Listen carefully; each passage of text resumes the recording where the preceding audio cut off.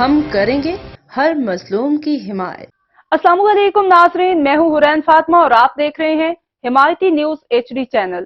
نظر ڈالتے ہیں آج کی اہم خبر پر۔ کراچی لیاری تھانہ کلاکوٹ کی حدود لیاری مارکیٹ سعید بیکری کے پاس غیر قانونی چنگچی رکشہ سٹینڈ قائم۔ علاقہ مکین ذرائع کے مطابق منشی جاوید نے غیر قانونی چنگچی رکشہ سٹینڈ قائم کر کے علاقے والوں کو مشکل میں ڈال دیا۔ یہ چنگچی رکشہ سٹینڈ کی وجہ سے آئے روز ٹریفک جام رہتا ہے اور منشی جاوید ٹریفک پولیس اور پولیس کی ملی بھگت سے فی رکشہ 200 روپے کے حساب سے روز کے ہزاروں روپے کمانے لگا۔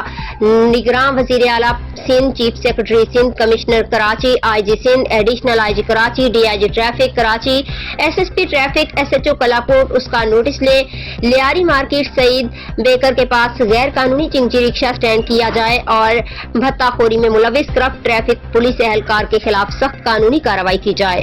اب تک کے لیے اتنا ہی۔ مزید خبروں اور اپڈیٹ سے باخبر رہنے کے لیے دیکھتے رہیں حمایتی نیوز HD چینل۔